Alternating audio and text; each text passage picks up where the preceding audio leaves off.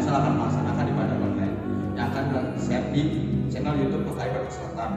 Adapun beberapa peraturan yang harus kita taati diantaranya, ya, teman-teman jangan lupa untuk tetap menjaga kenyamanan tetangga dengan tidak menggunakan suara yang berlebihan sehingga menimbulkan keributan pada tetangga. Tetap menjaga keamanan kehidupan sekitar.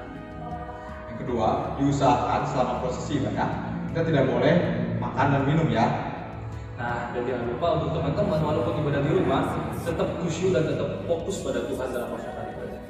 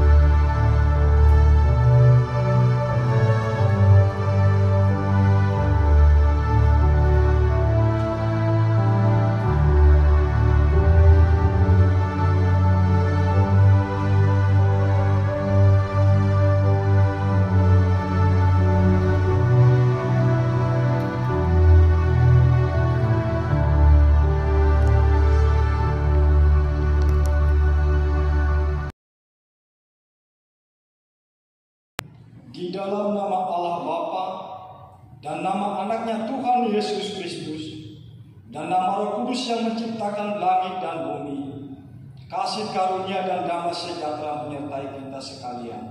Amin. Marilah kita sama-sama berdoa. Ya Yesus Kristus Tuhan kami, lihatlah dan rahmat kepada kami yang bersekutu di sini. Kami ini adalah umat gembala-Mu. Berilah kasih karunia dan kehidupan kepada kami. Amin.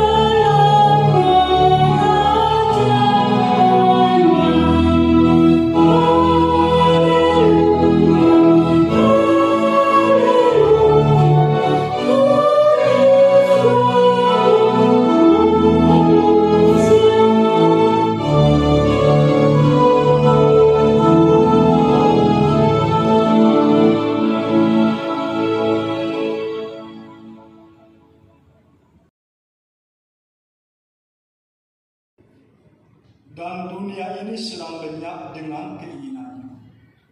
Tetapi orang yang melakukan kehendak Allah tetap hidup selama-lamanya. Kita berdoa.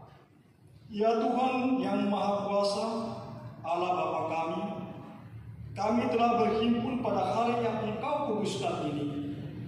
Bukalah telinga dan hati kami untuk mendengarkan firman-Mu yang kudus dengan penuh sukacita dan memeliharanya dalam hati kami, supaya kami yakin dan teguh berdoa kepadamu. Tolonglah kami Tuhan untuk membenarkan hari-hari hidup kami yang singkat ini dengan sebaik-baiknya demi kemuliaan-Mu. Berilah kami kehidupan kekal yang telah Engkau sediakan, agar di sana kami memuji-muji nama-Mu sampai selama-lamanya. Melalui Anak-Mu Yesus Kristus Tuhan kami. Amin. Tuhan Allah menyertai kita sekalian. Amin. Haleluya, haleluya, haleluya.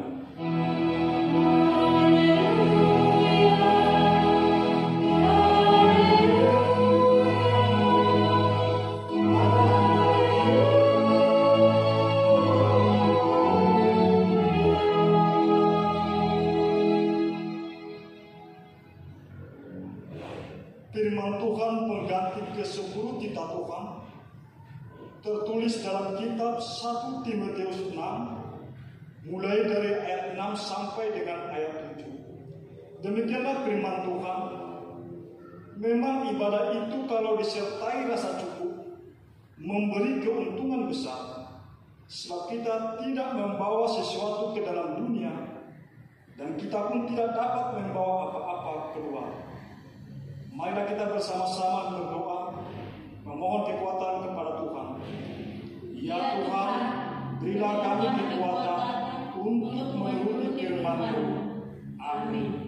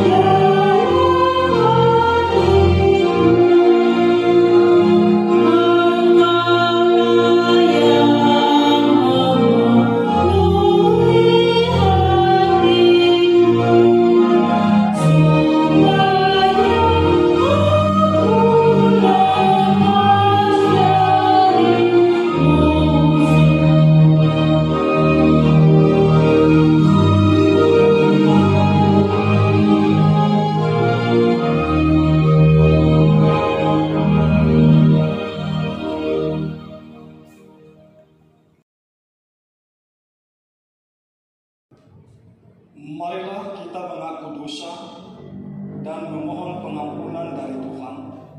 Kita berdoa.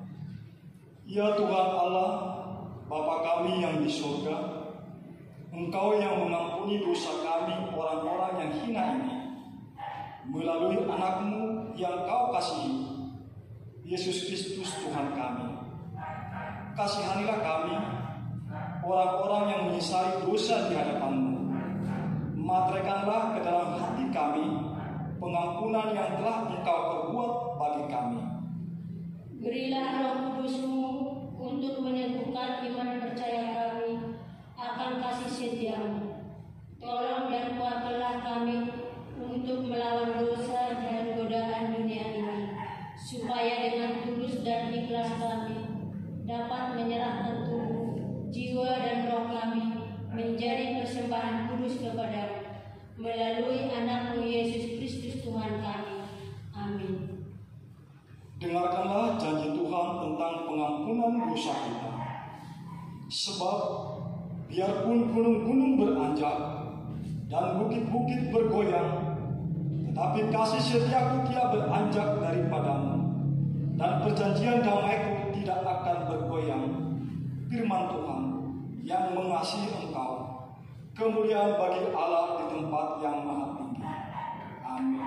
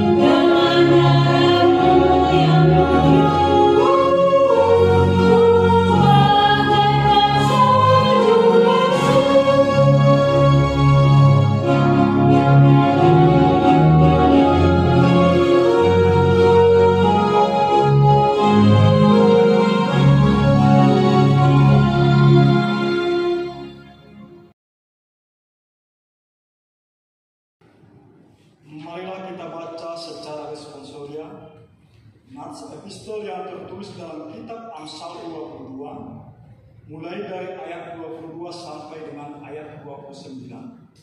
Demikianlah firman Tuhan. Janganlah merampasi orang lemah karena ia lemah, dan janganlah menginjak-injak orang yang berkesusahan di pintu gerbang. Sebab Tuhan membela perkara mereka dan mengambil nyawa orang-orang merampas mereka. Jangan berteman dengan orang yang lekas gusar. Jangan bergaul dengan seorang pemarah. Supaya engkau jangan menjadi biasa dengan tingkah lakunya dan memasang jerat bagi dirimu sendiri. Jangan engkau termasuk orang yang membuat persetujuan dan menjadi penanggung hutang. Mengapa orang akan mengambil tempat tidurmu dari bawahmu, bila engkau tidak mempunyai apa-apa untuk membayar kembali? Jangan engkau memindahkan batas tanah yang lama yang ditetapkan oleh nenek moyangmu. Pernahkah engkau melihat orang yang cakap dalam pekerjaannya? Di hadapan raja-raja dia akan berdiri, bukan di hadapan orang-orang yang hina. Berbahagialah orang yang mendengarkan firman Tuhan dan yang memeliharanya. Amin.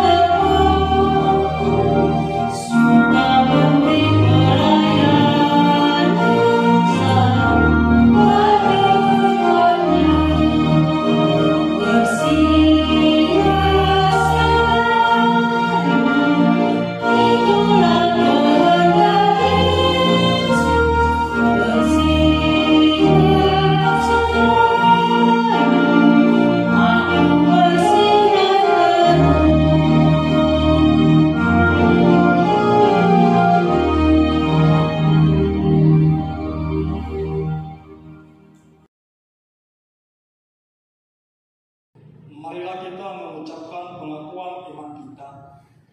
Aku percaya kepada Allah Bapa yang Maha Kuasa, Khalik langit dan bumi, dan kepada Yesus Kristus, Anaknya yang tunggal, Tuhan kita, yang dikandung daripada Roh Kudus, lahir dari anak darah Maria, yang menderita di bawah pemerintahan Pontius Pilatus, disalibkan, mati dan dikuburkan, turun ke dalam kerajaan maut, pada hari yang ketiga bangkit pula dari antara orang mati, naik ke surga, duduk di sebelah kanan Allah Bapa yang Maha Kuasa, dan akan datang dari sana untuk menghakimi orang yang hidup dan yang mati. Aku percaya kepada Roh Kudus, gereja yang kudus dan am, persekutuan orang kudus, pengampunan dosa, kebangkitan daging, dan hidup yang kekal. Amin. Oh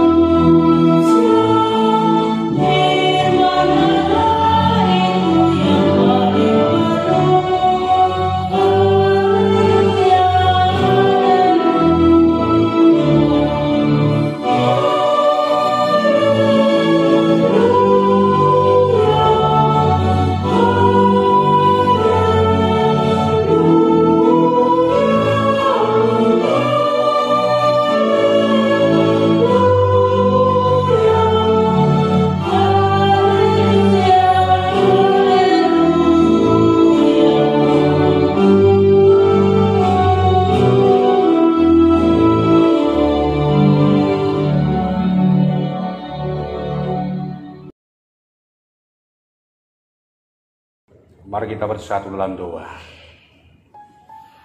Damai sejahtera Allah yang melampaui segala akal, kiranya menyertai hati dan pikiran saudara sekalian di dalam mendengarkan firman Tuhan dalam Kristus Yesus. Amin. Bapak Ibu saudaraku sekalian yang dikasihi oleh Tuhan Yesus Kristus, yang menjadi nats khotbah kita pada saat ini tertulis dalam kitab Injil Lukas pasal 12, dimulai dari ayatnya yang ke-13 hingga ayatnya yang ke-21. Demikianlah bunyi firman Tuhan. Orang kaya yang bodoh. Seorang dari orang banyak itu berkata kepada Yesus, "Guru, katakanlah kepada saudaraku supaya ia berbagi warisan dengan aku." Tetapi Yesus berkata kepadanya, "Saudaraku, siapakah yang telah mengangkat aku menjadi hakim atau pengantara atas kamu?" Katanya lagi kepada mereka, "Berjaga-jagalah dan waspadalah terhadap segala ketamakan. Sebab walaupun seorang berlimpah-limpah hartanya, hidupnya tidaklah tergantung daripada kekayaannya itu." Kemudian ia mengatakan kepada mereka suatu perumpamaan, katanya, "Ada seorang kaya, tanahnya berlimpah-limpah hasilnya. Ia bertanya dalam hatinya, apakah yang harus aku perbuat? Sebab aku tidak mempunyai tempat di mana aku dapat menyimpan hasil tanahku." Lalu katanya, "Inilah yang akan aku perbuat. Aku akan merombak lumbung-lumbungku, dan aku akan mendirikan yang lebih besar, dan aku akan menyimpan di dalamnya segala gandum dan barang-barangku. Sesudah itu, aku akan berkata kepada jiwaku, jiwaku, ada padamu barang-barang tertimbun untuk bertahun-tahun lamanya. Beristirahatlah, makanlah, minumlah, dan bersenang-senanglah." Tetapi firman Allah kepadanya, "Hai orang bodoh, pada malam ini juga jiwamu akan diambil daripadamu. Dan apakah yang telah kau sediakan? Untuk siapakah itu nanti?" Demikianlah jadinya dengan orang yang mengumpulkan harta bagi dirinya sendiri, jikalau ia tidak kaya di hadapan Allah. Demikianlah pembacaan firman Tuhan. Kita bernyanyi, firman-Mu berkatilah.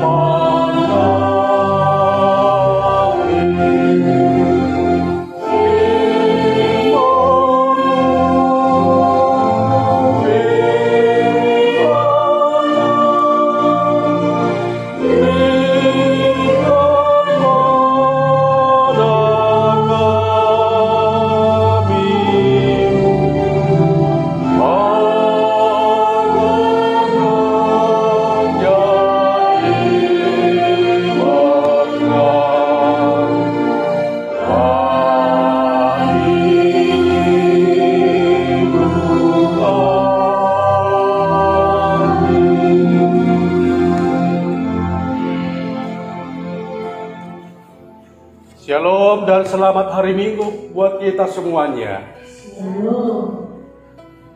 Bapak Ibu saudaraku sekalian yang dikasihi oleh Tuhan Yesus Kristus, sebelum saya menyampaikan khotbah saya ini,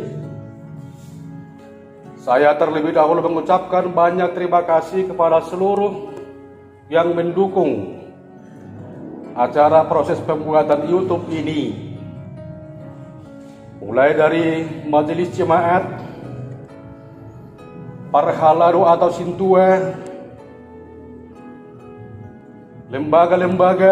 lembaga persekutuan perempuan, lembaga punguan Daposo Bulung, lembaga punguan Ama dan punguan Ama Immanuel, dan punguan Mandan sektor 4, dan juga lembaga sekolah minggu, beserta semua anggota jemaat yang ada di HKI Bandung Selatan ini. Kiranya melalui media sosial online ini dan melalui persekutuan kita, nama Tuhan Allah dimuliakan, dan kita juga semakin bersuka cita di tengah pandemi COVID-19 ini. Bapak Ibu Saudaraku yang dikasihi oleh Tuhan Yesus Kristus, yang menjadi tema khotbah kita pada saat ini dikatakan demikian: jauhilah ketamakan. Jauhilah ketamakan, jauhilah ketamakan. Maka sampai 3 kali saya katakan bahwa jauhilah ketamakan, jauhilah ketamakan, jauhilah ketamakan. Ada suatu ilustrasi tentang ketamakan yang berjudul Bijak untuk Memilih, dengan ceritanya sebagai berikut. Seorang anak muda datang kepada satu orang tua yang bijak dan sukses dalam hidupnya, bertanya bagaimana cara sukses dan bagaimana cara untuk hidup dengan ketenangan. Lantas si orang tua ini mengambil dan membeli sebuah semangka, dan si orang tua ini memberikan kepada si anak muda ini dan menyuruh si anak muda ini untuk membelah menjadi 3 bagian. Satu yang kecil, satu yang sedang, dan satu yang besar. Lantas si orang tua ini menyuruh dan mengajak supaya makan semangka ini bersama-sama. Dan seorang tua ini menyodorkan kepada si anak muda ini, pilihlah yang mana yang kau pilih untuk kita makan dan kau makan. Selanjutnya si anak muda ini mengambil yang paling besar. Baik, saya sebagai orang tua mengambil yang paling kecil. Mereka sama-sama menyantap semangka itu. Kemudian dengan lahapnya kedua orang ini, baik si anak muda ini maupun si orang tua ini, sama-sama memakan semangka ini. Lantas ada suatu kesulitan yang dihadapi oleh si anak muda itu, ialah ketika dia memakan semangka itu mulai dari pinggir sampai ke tengah daripada semangka yang besar itu, dia kesulitan, merasa susah sukar untuk memakannya. Sedangkan si orang tua itu, karena dia porsinya yang kecil, dia cepat untuk memakan semangka yang kecil itu dan langsung menghabiskan yang kecil itu, lantas mengambil lagi yang sedang itu. Maka si orang tua bertanya kepada si anak muda, engkau sudah sukar untuk memakan semangka yang di dalam yang besar itu, dan apa yang bisa kau lihat dari cerita atau dari kisah cara memakan kita ini? Kata si orang tua itu kepada anaknya, kepada anak muda itu. Anak muda itu bingung, apa yang bisa saya buat sebagai inti dari proses cara makan ini? Maka si orang tua itu membuat suatu kesimpulan dengan mengatakan demikian. Kalau engkau perhatikan bahwa kamu terlalu mengambil yang besar, padahal kekuatanmu dan ukuranmu tidak bisa mencapai memakan yang besar, dan yang paling banyak saya makan, sayalah yang paling banyak untuk memakannya, bukan engkau. Yang kecil dan yang sedang itu yang paling banyak. Maka si anak muda itu berkata, ya, saya memang kesukaran untuk makan yang besar. Bapak Ibu Saudaraku yang dikasihi oleh Tuhan Yesus Kristus, jika kita lihat dari hal ini, dari ilustrasi ini membuat suatu gambaran bahwa ketika kita bekerja, berkarya dalam hidup ini untuk mencapai sesuatu hal yang mau kita inginkan, jangan kita menjauhi, melampaui dari porsi kita. Nah, ketika seseorang menjauhi, melampaui dari porsinya, maka itulah yang dikatakan dengan dalam perikop ini, seseorang yang kaya tapi tanda kutip dikatakan bodoh, tidak bijak. Kalau saya yang katakan bodoh atau tidak bijak. Kenapa bodoh? Kenapa tidak bijak? Mari kita ikuti untuk acara selanjutnya dari khotbah ini, bahwa ketika Tuhan Yesus Kristus mau mengajarkan tentang kerajaan Tuhan Allah, kerajaan sorga, maka dari khalayak ramai itu datang satu orang yang meminta, memohon supaya saudaranya atau abangnya membagi harta warisan kepada dia. Dia mohon, bahkan dia berkata kepada Tuhan Yesus Kristus, menjuluki Yesus Kristus sebagai guru yang bisa mengajari tentang pola hidup, yang bisa memberi suatu kebijaksanaan di dalam hidupnya, bahwa dengan sebutan guru itu, guru, katakanlah kepada saudaraku supaya ia berbagi warisan dengan aku. Katakanlah kepada saudaraku supaya ia berbagi warisan dengan aku. Warisan. Warisan apakah itu? Warisan tanah. Tapi bukan masalah di warisan tanah itu yang menjadi permasalahan dari perikop ini. Tapi yang menjadi permasalahan dan yang bisa dilihat oleh Tuhan Yesus Kristus sebagai guru atau sebagai Tuhan di dalam hati salah satu orang yang datang meminta kepada guru itu adalah ada sikap karakter akan ketamakan. Mereka itu sama-sama kaya kok, sama-sama mempunyai harta warisan yang berlimpah-limpah. Bahkan dia adalah orang yang berlimpah-limpah harta. Rasa cukup bagi manusia, selaku manusia, pasti tidak akan berkesudahan. Rasa cukup bagi manusia kalau dia berdasarkan manusiawinya, maka dia tidak akan merasa cukup akan harta, akan warisan, atau akan apapun yang ada di dalam dunia ini. Selalu menumpuk seperti gunung, berusaha untuk semakin maksimal di dalam hidupnya. Bapak Ibu saudara-saudara yang kasih oleh Tuhan Yesus Kristus, bisa kita lihat di sini permintaan dari orang kaya yang bodoh ini, yang bijak ini, tidak diterima, bahkan ditolak oleh Tuhan Yesus Kristus. Karena apa?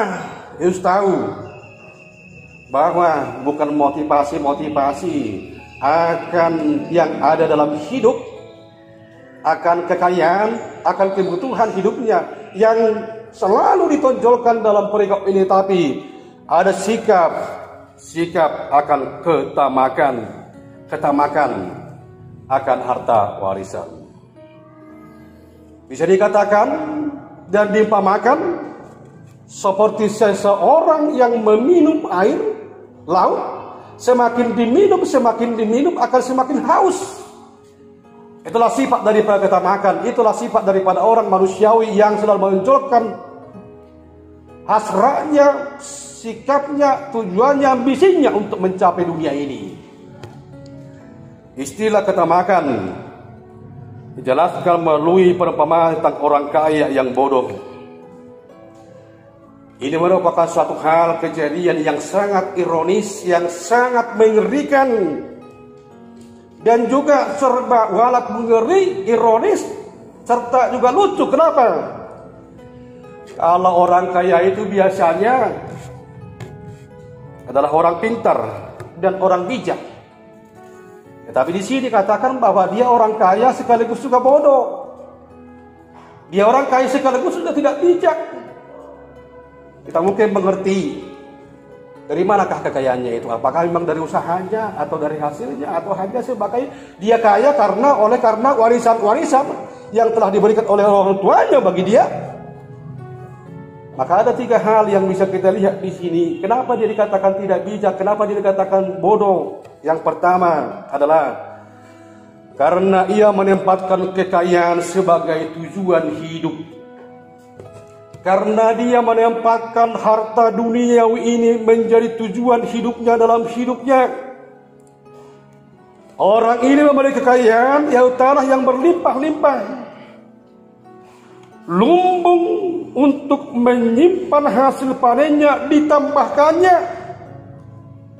Lalu dia tidak pernah merasa puas dengan apa yang dimilikinya, dan ingin terus memperbesar kekayaannya, ingin terus menciptakan lumbung, sehingga ketika mereka panen, maka semakin banyak juga lumbung atau harta atau gandum yang diisi ke dalam lumbung tersebut. Semua kekuatannya dikerahkannya, semua kekuatannya dimaksimalkannya untuk mencapai kekayaan itu, harta warisan itu. Itulah mengapa dikatakan dia menjadi orang bodoh yang bisa dikatakan tidak bisa atau gagal untuk mencapai kehendak Allah. Seseorang yang mendapat pemahaman atau tidak mengerti akan perkara-perkara kehendak Allah secara mantap tidak menjadikan ketamakan sebagai dasar dari segala-segalanya.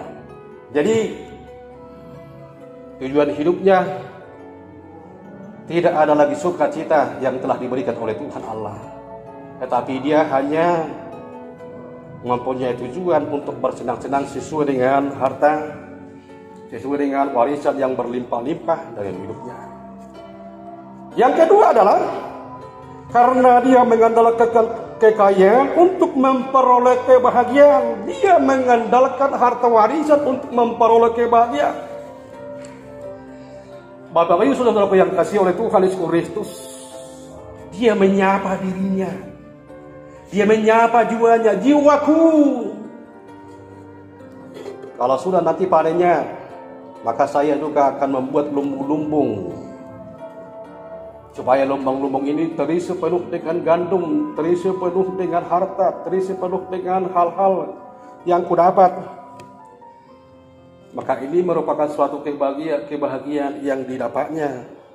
Sehingga dia mengatakan, jiwaku jika nantinya terjadi dan kita mendapat panen yang bisa dipakai untuk bertahun-tahun lamanya, maka jiwaku beristirahatlah, makanlah, minumlah, bersenang-senanglah.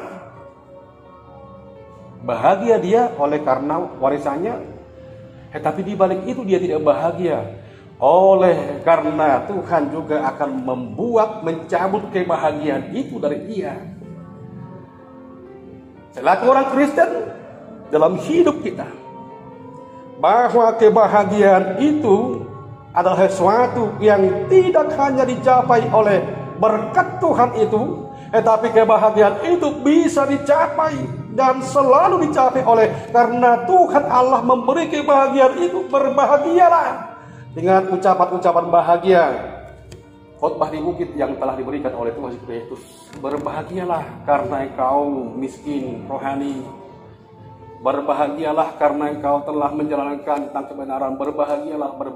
Dalam tanda kutip dikatakan bahwa kita berbahagia karena kita mempercayai bukan di harta, bukan di uang atau segala macam, tapi kita berbahagia oleh karena Tuhan Allah telah memberi kebahagiaan itu bagi kita. Jadi ketika dia dikatakan berbahagialah, makanlah, minumlah, bersenang-senanglah, itulah menjadi keburukan karena dia mendasarkan kebahagiaan itu di dalam kekayaannya. Bapak Ibu Saudaraku yang dikasihi oleh Tuhan Yesus, hal yang ketiga yang bisa dikatakan lewat perumpamaan ini, kenapa dia dikatakan bodoh? Karena ia tidak sadar bahwa kekayaan, harta milik itu dan yang ada di dunia ini adalah bersifat fana. Ayat ini menyatakan tentang betapa pananya kehidupan manusia itu jika hanya kepada hal-hal yang fana menjadi tujuannya. Dalam waktu yang telah ditentukan oleh Tuhan Allah, jiwanya diambil daripadanya dan tidak ada sedikit pun kekayaan yang akan dibawanya. Betapa ngerinya seperti itu, saudara. Ngeri. Kita datang ke sini tidak ada harta, hanya dengan senyuman, ada juga hanya dengan tangisan. Ada yang menangis waktu lahir, ada juga yang senyum, ada ketawa juga ketika ada yang lahir. Dan kita kembali juga, ada yang menangis, tetapi juga yang meninggal itu ketawa dia karena sudah senang. Ngeri kan? Apa? Padahal ada seruan mengatakan bahwa tidak semuanya orang yang berseru kepada Tuhan Allah sampai ke dalam kerajaan surga. Tetapi orang-orang yang melakukan firman Tuhan Allah itu akan mendapat dan tempat ke dalam kerajaan surga nantinya. Dan sukacita dalam hidup kita, kita bersukacita pada saat ini dan kita juga bersukacita di surga nantinya. Jangan-jangan di surga pun tidak diterima, di dunia ini pun kita dengan harta kekayaan itu sedang ditolak, di neraka pun nanti kita ditolak. Di manakah kita berada kita? Hal-hal yang fana akan berlalu. Memang ada juga orang yang berusaha untuk mencapai kekayaan itu dengan memaksimalkan, dengan ketamakannya, dengan surat itu adalah untuk mencapai dan juga sebagai tanggung jawab daripada orang Kristen bahwa dan juga dibumbui dan ditambahi dengan filsafat orang Batak, anak hokido hamorau dia, anak itu menjadi kekayaan. Ketika seorang tua juga berusaha bekerja keras untuk mencapai uang, untuk mencapai keberhasilan, kesuksesan itu, maka yang dikatakan dalam Alkitab tidak akan sampai kepada cucu, cicit, nono ini, tetapi hanya kepada anaknya saja. Ketika seorang itu berusaha maksimal untuk mencapai itu, baiknya lah hanya tujuannya kepada anak, tidak sampai kepada cicit. Bapak Ibu Saudaraku yang dikasihi oleh Tuhan seperti itu, seolah-olah dalam perikop ini dikatakan, bahwa orang Kristen itu tidak perlu kaya, tidak perlu memperoleh uang, tidak perlu mempunyai warisan-warisan, seolah-olah seperti itu. Tetapi yang ditangkap dalam ini, orang Kristen itu adalah boleh kaya. Dengan cara apa? Orang mencapai kekayaan itu adalah dengan cara harus belajar dengan sungguh-sungguh dan bekerja dengan sungguh-sungguh sehingga memperoleh suatu hasil yang maksimal dalam kerja kerasnya. Tapi jangan sekali-sekali dia memakai cara ketamakan. Ketamakan itu merupakan dosa. Karena ketamakan itu merupakan dosa sehingga kekayaan yang kita peroleh itu sebagai sarana untuk mencapai sasaran. Kekayaan harta milik itu yang kita pakai untuk memperoleh sesuatu yang dikehendaki oleh Tuhan Allah, yaitu yang bernilai kekal. Dunia kekal, surgawi nantinya. Itu yang mau kita capai. Harta di dunia tidak akan pernah memberi kepuasan, pasti. Malahan harta ini bisa mendorong kita untuk terus-menerus mengejarnya dan tidak akan puas. Sebaliknya ketika kita mengejar tentang harta surgawi, maka hidup kita ini menjadi hidup yang bersyukur kepada Tuhan Allah. Ketika kita hidup bersyukur kepada Tuhan Allah, maka kita memperoleh suatu hidup yang ringan. Ada keseimbangan hidup menerima dan juga hidup memberi, hidup bersyukur juga menerima dari Tuhan Allah. Maka syukurilah semuanya yang kita terima dari Tuhan Allah. Ketika seseorang tidak mampu untuk bersyukur pada Tuhan Allah, maka dianya itu adalah terjadi sesuatu yang dikatakan dengan dosa pengabaian. Dosa pengabaian itu dikatakan mempunyai arti dan bahwa dia mengabaikan peran daripada orang lain. Dia mengabaikan peran daripada Tuhan Allah dalam hidupnya. Maka ketika kita bersyukur kepada Tuhan Allah, berarti kita mengakui ada peran Tuhan Allah dalam hidup kita. Bersyukurlah selalu di dalam hidupmu. Memang dikatakan, di mana hartamu berada, maka disitulah hatimu berada. Di mana hartamu berada, maka disitulah hatimu berada. Harta kita adalah memiliki firman Tuhan Allah selagi di dunia ini. Harta kita adalah memiliki dan kita akan nanti ditempatkan di surga dan memiliki Yesus Kristus sebagai juru selamat. Ketika kita mengatakan demikian, Yesuslah surgawilah yang menjadi harta saya. Sukacita akan selalu bisa kita dapatkan. Bagaimana caranya itu? Setia hayatilah firman Tuhan dalam hidup kita. Karena harta kita harus surgawi Allah. Bukan harta dunia ini, hanya sementara, hanya fana. Tentang harta yang dunia ini, itulah yang bisa kita lakukan dan itulah yang bisa kita nikmati, maka ketamakan itu akan jauh. Karena banyak juga hal-hal yang bisa kita lihat dari cara hidup orang yang taat. Ada orang yang KKN, korupsi, kolusi, nepotisme. Ada orang yang bahkan memakai ilmu hitam sehingga dia peroleh juga kekayaan itu. Ada juga orang yang memakai dengan cara mudah berjudi, apalagi saat ini banyak juga yang stay home, dia mampu dan berkarya tentang yang paling ngeri sekarang ini adalah judi online. Banyak korbannya saudara, judi online itu. Ada judi bola. Lah, kita jangan sebenarnya mencapai atau memperoleh kekayaan yang seperti itu. Ingat bahwa ketika kita diperhadapkan dengan online, banyak hal-hal yang tidak kita mengerti. Gaptek, gagal teknologi, susah berteknologi. Tapi jangan seolah-olah kita mau terlanjur terhadap judi bola. Ada juga orang yang berusaha untuk mencapai kekayaan dan menjadi tamak karena mencuri, merampok. Dipaksanya berkat itu kepada diri ini sendiri. Dan yang menjadi dikasihani adalah orang yang kena yang ketamakan tersebut. Kasihan juga mereka. Jadi Bapak Ibu Saudara yang kasihan Tuhan Kristus, ada tips untuk mengantisipasi supaya kita tidak menjadi tamak. Yang pertama adalah Tuhan terlebih dahulu memberikan yang terbaik bagi kita lewat penciptaan yang pertama, baru manusia juga diciptakan. Tuhan sanggup untuk mencukupkan sesuatu yang kita butuhkan dalam hidup kita. Ketika kita merasa cukup, maka kita makan yang dikatakan tadi akan hilang sirna. Baru yang kedua, Tuhan tidak mau hidup kita berakhir dengan kebinasaan. Tetapi Tuhan mau hidup kita dengan berakhir dan menjalani hidup di surgawi nantinya. Oleh karena itulah, Bapak Ibu Saudara yang dikasih oleh Tuhan itu, jauhilah ketamakan itu.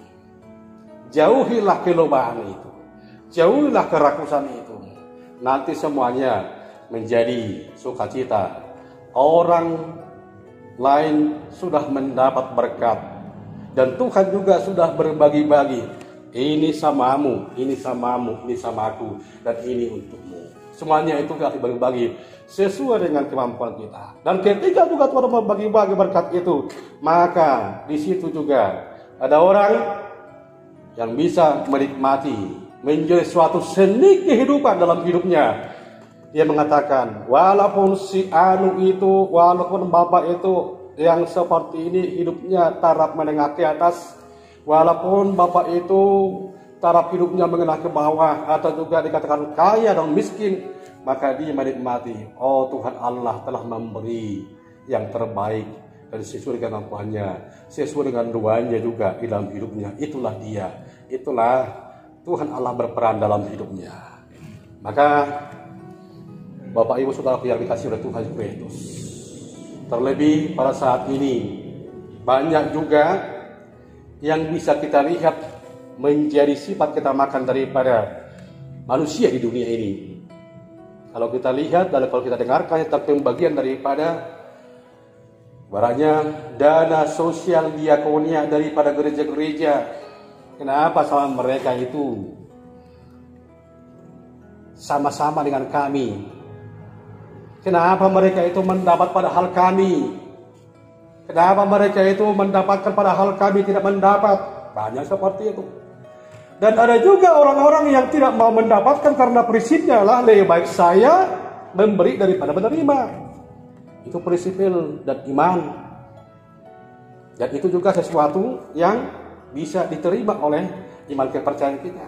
Dan ada juga sudah semaksimal mungkin orang yang memberi dana diakonia ini, tetapi dia tidak mau menerima karena apa? Biasanya dia menjaga image-nya, biasanya menjaga egonya. Banyak lagi itu, apalagi sekarang ini.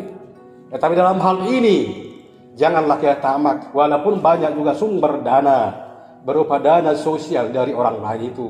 Jangan kita, wah ini dibagi 10 bungkus 10 sembako, tapi sama saya 2, sama orang lain nggak usah lah. Itulah perampasan hak itu. Ada perampasan hak yang diberikan oleh orang lain. Kita mau yang seperti itu, ketamakan yang seperti itu tidak terjadi dalam hidup orang Kristen. Mari Bapak Ibu Saudara-saudara yang dikasihi oleh Tuhan Yesus Kristus, walaupun dengan batasan YouTube dan juga batasan media online, firman Tuhan pada saat ini menyapa kita bahwa kita tidak menjadi orang tamak dan menjauhkan ketamakan kita, karena Tuhan juga berbagi-bagi. Apa yang mau kita bagi?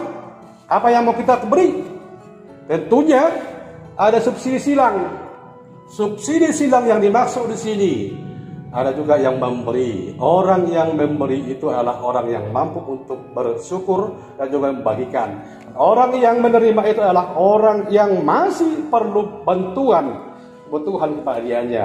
Maka subsidi silang, mari kita menikmati subsidi silang yang diberikan oleh gereja, negara juga, dan banyak juga organisasi lain yang memberi subsidi silang supaya manusia itu bisa mempunyai kehidupan yang berkelanjutan. Terpujilah Tuhan Allah yang telah memberikan pola hidup yang seperti subsidi silang. Terpujilah Tuhan Allah yang telah memberi kebijaksanaan kepada pemerintah, kepada orang-orang yang memberi, karena Tuhan Allah memberi dan juga memberi kebijaksanaan bagi kita. Terpujilah Tuhan Allah karena kita juga dengan kebijakan memberi firman Tuhan Allah lewat media online. Kiranya kita semuanya anggota jemaat Tuhan Allah, mulai dari yang muda, anak kecil, remaja, dewasa, dan juga orang tua, bahkan kepada kakek nenek, semuanya kita bersuka cita oleh karena firman Tuhan Allah tetap dibagi-bagikan walaupun banyak tantangan. Kita ingat bahwa zaman corona ini banyak orang yang selalu mengeluh, tapi kita berikan lewat Tuhan Allah jalan yang terbaik sehingga kita juga bisa melewati. Kiranya corona ini terlewatkan dan kita menjauhkan ketamakan dan kita bersuka cita karena Tuhan telah melewatkan kita dari masa-masa corona ini. Zaman corona adalah zaman untuk bersyukur. Zaman corona adalah zaman untuk merenung.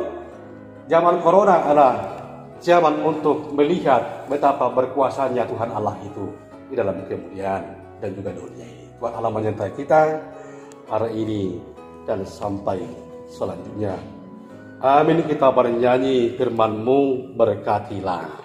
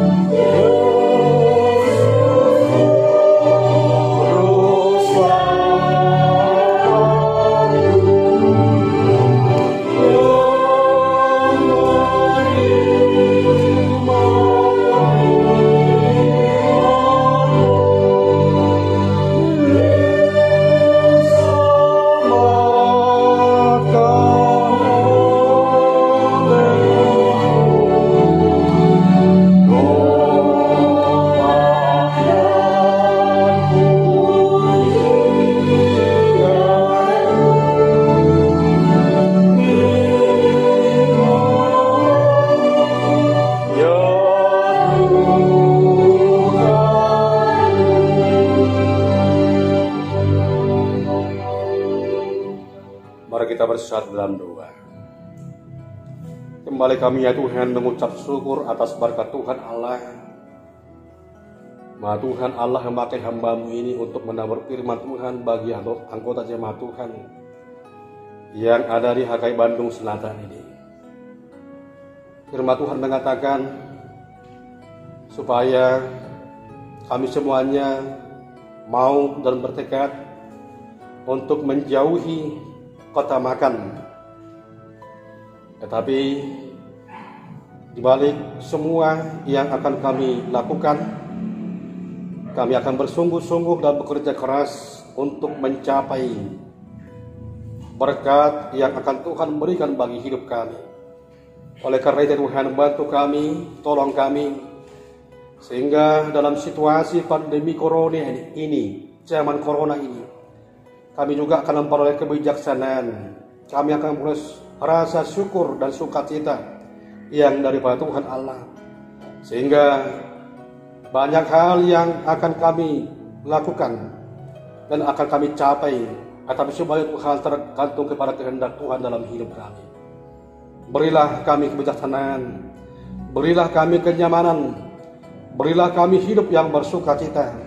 Supaya kami tidak hanya mengharapkan hal-hal yang di dunia ini, tetapi hal-hal yang di dunia ini yang kami peroleh menjadi sarana bagi kami untuk mencapai yang bernilai kekal, kerajaan surgawi yang Engkau akan berikan bagi kami.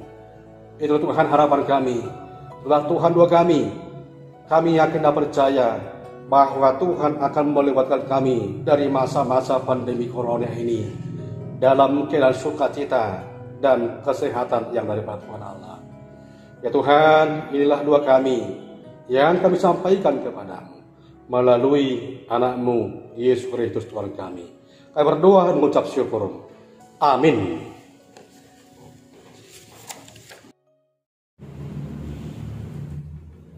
Oh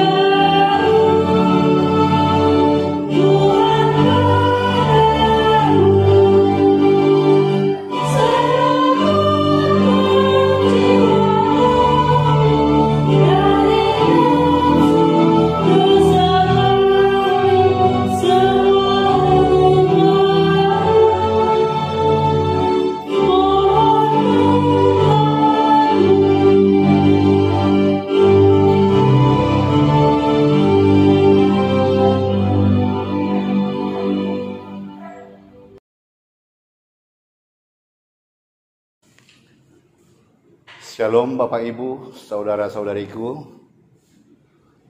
Selamat hari Minggu kami ucapkan dari kami seluruh pelayan majelis pendatua, untuk Bapak dan Ibu-ibu, saudara-saudari kami semuanya. Perlu kami beritahukan bahwa pada minggu-minggu yang akan datang mungkin kita masih tetap melakukan ibadah di rumah kita masing-masing. Kami ucapkan selamat hari Minggu dan selamat beribadah di rumah. Mari kita bersatu dalam doa. Tuhan Allah, Bapa kami yang bertakhta di dalam kerajaan surga, puji syukur kami panjatkan kehadirat-Mu Tuhan pada minggu yang indah ini, di mana kami masih merasakan berkat Tuhan. Kami masih merasakan perlindungan Tuhan di sepanjang perjalanan hidup kami. Kami merasakan Tuhan tuntunan-Mu, juga kasih-Mu yang menyediakan segala keperluan di dalam kehidupan kami.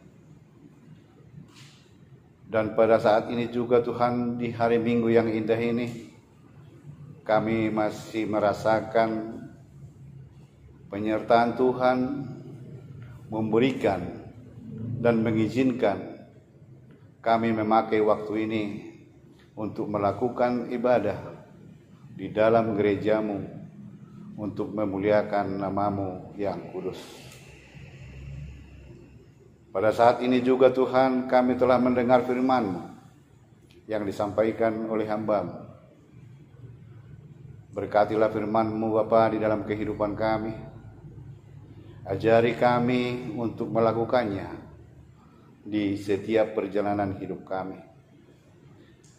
Biarlah firman-Mu yang menjadi pelita di dalam kehidupan kami, yang mengajari kami supaya kami tidak tamak di setiap kehidupan kami. Berkati juga hamba-Mu Tuhan yang telah menyampaikan firman-Mu pada saat ini. Berkati di dalam pelayanan, berkati di dalam keluarga, berikan kesehatan, hikmat, kebijaksanaan, supaya untuk hari-hari yang akan datang hamba-Mu semakin setia dan semakin mampu untuk melakukan dan menjalankan semua tugas yang Tuhan berikan kepada hamba-Mu. Berkati dalam keluarga, juga anak-anak yang Tuhan titipkan di tengah-tengah keluarga hamba-Mu. Cukupkan keperluan mereka ya Tuhan. Bapa kami di surga, pada saat ini juga Tuhan kami berdoa untuk seluruh anggota jemaat-Mu dimanapun mereka berada Tuhan. Kami serahkan ke dalam tangan Tuhan, agar Tuhan melindungi, Tuhan menjaga, dan memberikan yang terindah dan mencukupkan keperluan-keperluan di dalam kehidupan anggota jemaat-Mu. Kami serahkan Tuhan anggota jemaat-Mu yang beribadah pada saat ini, walaupun mereka melakukan ibadah di rumah masing-masing, biarlah itu semua menjadi kemuliaan bagi nama Tuhan. Tetapi kami mohon Tuhan, agar ibadah yang kami lakukan di setiap rumah kami menjadi sukacita dan berkat untuk seluruh jemaat-Mu. Bapa kami di surga, kami berdoa Tuhan, apabila pada saat ini anggota jemaat-Mu ada yang terbaring di dalam rumah sakit karena penyakit yang mereka derita, kami mohon Tuhan agar Tuhan melayat mereka dan menjamah sehingga mereka memperoleh kesehatan dan kesembuhan. Berkati obat dan para tangan medis yang merawat anggota jemaat-Mu yang terbaring pada saat ini, dan berikanlah mereka kesembuhan Tuhan, supaya untuk hari-hari yang akan datang kami semakin bersukacita memuliakan nama Tuhan. Bapa kami di surga, kami berdoa Tuhan untuk perizinan gerejamu ini. Kami rindu Tuhan untuk beribadah di dalam gerejamu ini. Tetapi karena kami belum memperoleh dan belum mempunyai izin untuk ibadah, tetapi untuk itu kami berdoa Tuhan agar Tuhan membuka jalan sehingga secepatnya kami memperoleh izin untuk hari-hari yang akan datang, sehingga kami dapat melakukan ibadah kami di tengah-tengah gerejamu. Kami berdoa Tuhan untuk negara kami ini, di mana negara kami pada saat ini telah dilanda badai corona yang sangat dahsyat, yang melumpuhkan seluruh ekonomi di negara kami, yang membuat banyak orang menderita dan sakit, juga membuat orang banyak kelaparan. Kami telah merasakan Tuhan begitu dahsyatnya badai corona yang melanda negara kami pada saat ini. Untuk itu Tuhan kami mohon pertolongan-Mu. Hanya kepadamu kami berseru, hanya kepadamu kami mohon pertolongan. Kami sujud Tuhan dengan kerendahan kami untuk memohon, tolong Tuhan hentikan peredaran virus corona dari negara kami, juga dari keluarga kami, juga dari masyarakat Indonesia ini, bahkan dari dunia ini, supaya kami Tuhan bisa melakukan aktivitas kami untuk hari-hari yang akan datang. Bapa kami di surga, kami berdoa Tuhan untuk pemimpin-pemimpin negara kami, mulai dari Bapak Presiden, Gubernur, Wali Kota, Bupati, Camat, maupun Lurah, juga aparat yang terendah Tuhan. Berikan mereka kekuatan, berikan mereka hikmat, kebijaksanaan, dan tolong mereka Tuhan, agar mereka senantiasa dapat menjalankan tugas mereka, melindungi kami, melindungi masyarakat negara kami ini, sehingga mereka dapat melakukan yang terbaik untuk menjalankan tugas mereka, dan juga untuk melakukan yang terbaik mengatasi peredaran virus corona ini. Bapa kami di surga, demikian juga seluruh anggota jemaat-Mu Tuhan, dimanapun mereka tinggal, dimanapun mereka bekerja, dimanapun mereka berada, kami serahkan hanya ke dalam tangan Tuhan. Bapa kami di surga, berkati kami yang melayani pada minggu yang indah ini Tuhan, yang ambil bagian dalam pelayanan ini.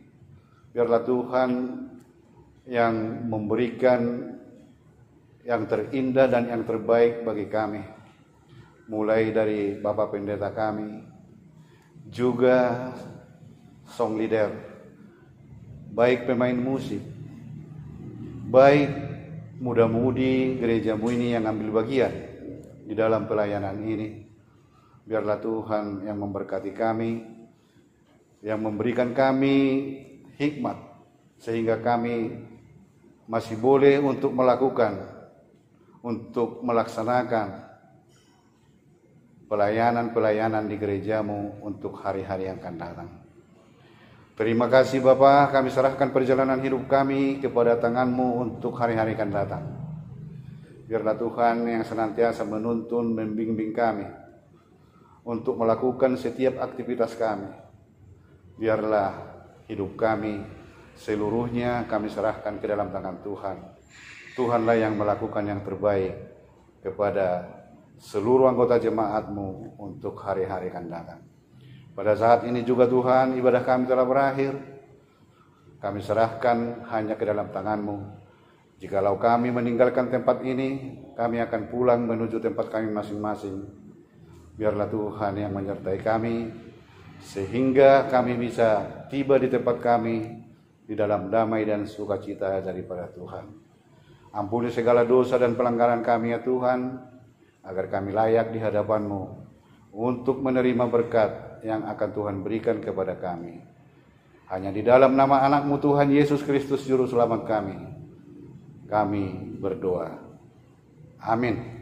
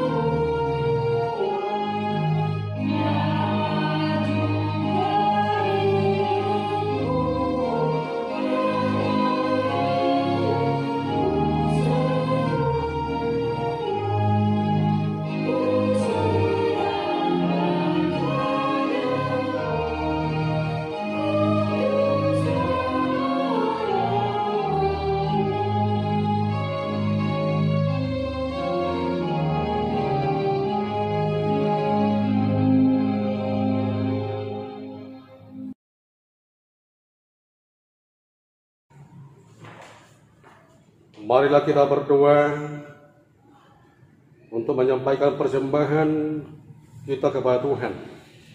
Kita berdoa. Bapa kami yang di surga, Engkaulah sumber segala berkat dalam hidup kami. Terima kasih atas segala berkat dan karunia yang Tuhan berikan kepada kami. Kami mempersembahkan hidup kami dan berkat yang kami terima kepada-Mu. Terimalah ini menjadi persembahan yang harum di hadapan. Berkatilah persembahan ini, dan ajarlah kami mempergunakannya, menyatakan kerajaan-Mu di tengah-tengah kerajaan dan untuk dunia ini.